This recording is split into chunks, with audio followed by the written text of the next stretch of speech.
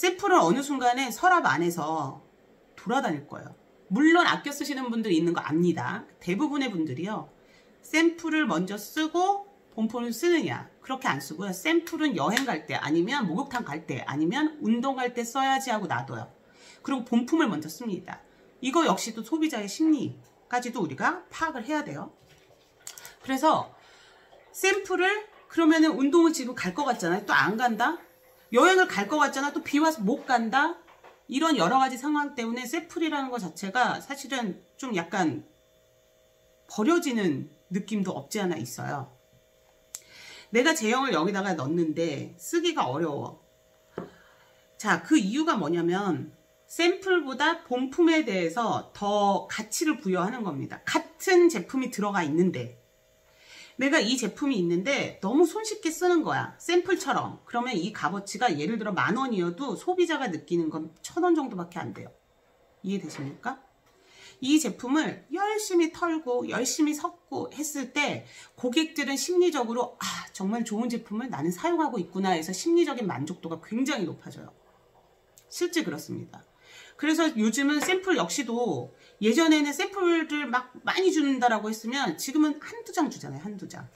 더 주세요. 그러면 고객님 죄송해요. 저희도 샘플을 사거든요. 라고 얘기를 하시죠. 보통. 실제로 본사에서 샘플을 제작하는 걸 공짜로 제작하진 않아요. 공짜로. 프리로. 그들 역시도 돈을 투자해서 샘플을 제작을 하죠. 그리고 판매하는 사람에게도 샘플을 소량 돈을 받고 지불을 하고 그리고 그들도 사고 또 본사에서는 판매를 합니다. 자, 여기에다가 띡한 로션 크림을 넣어서 열심히 쓰는 것까지는 가치를 부여할 수 있는데 마지막까지 탈탈 썰 수가 없다라는 단점이 있단 말이에요. 그래서 이 용기는 맞아 떨어지지가 않더라. 되셨죠? 그래서 심리적인 부분 말씀드렸고요. 용기적인 부분 그리고 이 제형과 잘 맞아 떨어지는 부분까지 다 완성이 됐다라고 하면 이제 유통에 대해서 다시 한번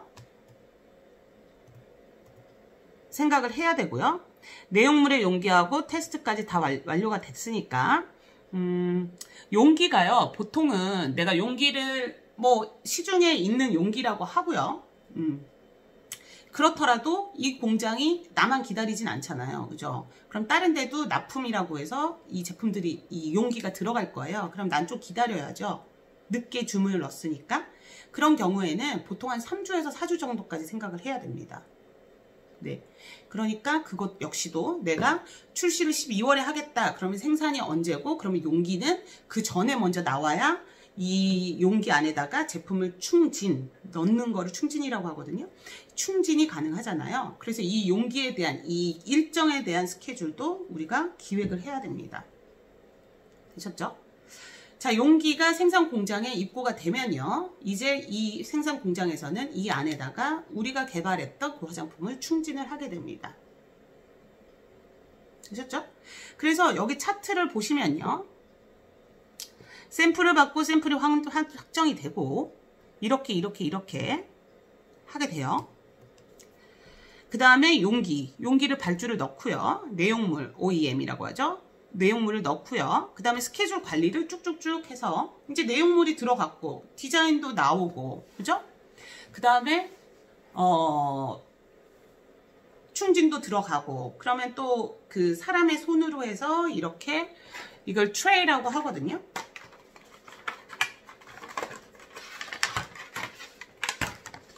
자, 이거 있죠. 이걸 트레이라고 해요. 이 트레이도 되면 이제 사람의 손으로 이렇게 생산 공장에서 하나하나씩 끼게 됩니다. 그리고 이렇게 우리가 만든 패키지에 끼워 넣게 되죠. 이 안에는 이제 설명서도 들어갈 거고요. 그죠? 설명서. 자, 이런 식으로 이런 작은 설명서도 들어갈 수도 있고 설명서가 없다라면 여기에 설명이 뭐 인쇄가 아예 돼서 디자인이 될 수도 있고 이런 부분까지도 우리가 생각해 볼 필요가 있습니다. 이거 같은 경우는 이 제품 같은 경우는 수출을 상대로 했기 때문에 이렇게 다국어로 이렇게 설명서가 필요한 제품이고 만약에 설명서가 없다라고 하면 여기에 영문으로 넣거나 아니면 한글로 넣어야 되겠죠. 여기에 이렇게 다국어로 다 넣을 수는 없으니까 이런 점도 우리가 생각을 해야 돼요.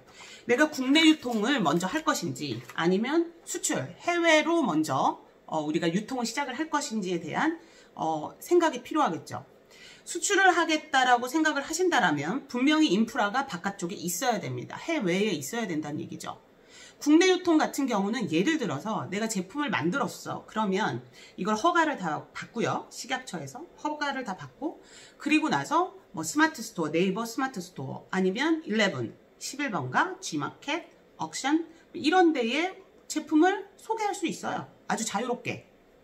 그런데 홍보도 잘 이루어지면 고객들은, 소비자들은 그 오픈마켓, 그러니까 뭐 G마켓, 뭐 11번가, 옥션, 뭐 이런데, 쿠팡, 위메프, 뭐 이런 데에서 그냥 클릭해서 구매를 하시면 되는데, 수출 같은 경우에는 그럴 수가 없죠. 물론 아마존에 올릴 수 있겠죠. 뭐 아마존도 있고, 뭐 굉장히 여러 사이트들이 있는데, 그런데 입점을 해서 하시는 방법들은 있지만, 수출을 하기 위해서는 우선은 인프라가 있어야 하기 때문에, 내가 이 제품을 만들 때 나는 해외에 인프라가 있다라고 하면 수출을 우리가 고려해 볼 수 있고요. 인프라가 없다고 하면 국내에서 입지를 다진 후에 그리고 나서 수출로 가는 것이 맞습니다. 아모레퍼시픽도 마찬가지고 LG생활건강도 마찬가지고요. 이 굴지의 큰 대기업들도 우리나라에 기반을 닫고 나서 중국, 뭐 베트남, 미국, 뭐 유럽 이렇게 진출을 한 케이스거든요. 그 외에 또 어떤 회사가 있냐면요. 우리나라에서 모 회사라고 할게요. 이 회사도 굉장히 큰 회사긴 한데, 이 회사는요. 한국에서 유통을 시작을 했어요. 그런데 한국에 별로 반응이 별로 없는 거예요. 한국 사람들이 별로 안 좋아해. 그래서 이제 해외 시장을 막 뚫으려고 막 해외에 가서 영업을 합니다. 막 해서 중국에서 뻥! 대박이 난 거죠. 그래서 역으로 한국에 들어온 케이스의 화장품들도 있습니다. 그리고 아예 한국에 들어오지 않고 해외에만 그냥 유통이 되고 있는 한국 화장품들도 굉장히 많이 있고요. 그래서 이거 베트남에서 뭐 베트남 친구가 있거나 뭐 중국 친구가 있거나 아니면 뭐 중국은 조금 덜한 편인데 동남아 쪽에 친구가 있다라고 하면 그 친구들 중에서 한 명이라도 이거 한국 화장품 그렇게 유명한 거야. 근데 너도 알지? 라고 얘기하는 그 화장품 중에 우리가 모르는 화장품이 있을 수도 있다는 얘기예요. 그 화장품은 그냥 베트남만 공략하기 위해서 만든 그런 화장품인 거죠. 국내에는 전혀 유통되지 않은. 그래서 우리가 생각하는 화장품의 기획, 그 다음에 화장품의 개발, 마케팅까지 생각할 때는 굉장히 여러 가지 것들을 조율해야 되는 게 맞아요. 그런데 이 조율된 것들이 딱 맞아 떨어져서 제품이 출시됐을 때의 그 희열은 대단합니다. 그래서 저희도 제품을 만들어서 출시되잖아요. 그러면 가슴이 콩닥콩닥 하거든요. 이 1년의 고생, 그러니까 여러 직원들이 함께한 그 고생의 결과물이 나온 거잖아요. 굉장히 즐겁고 굉장히 흥분되죠. 네. 자, 이제 강의 계획서를 보시면요. 아시겠지만 이렇게 생산된 제품을요. 홍보하고요. 영업하고요. 판매하는 것이 전반적으로 포함된 단어가 우리 마케팅이라고 했죠.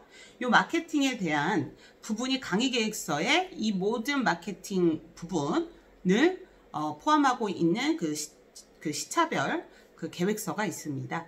확인이 가능하실 것 같고요.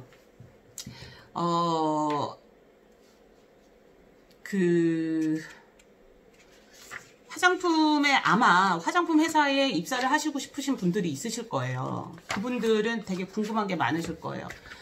내가 뭘 어떻게 하면 화장품 회사에 입사할 수 있을까요? 제가 어떤 공부를 하면 화장품 회사에 합격을 할까요? 뭐 면접 내용은 어떤 걸까요? 여러 가지가 있는데, 논문 지도해 주시는 교수님들이 우선 1차적으로 도와주실 거고요. 그리고 더 자세하게 만약에 화장품의 진짜 생산부터 이런 것들이 정말 많이 자세히 상세히 궁금하시다라면 그 강의 계획서에 제 연락처 있으니까요. 그쪽에 문의를 주시면 제가 도움이 될 수 있는 부분들은 도와드릴 수 있을 것 같습니다. 자, 우선 첫 시간 앤 두 번째 시간 함께 했고요.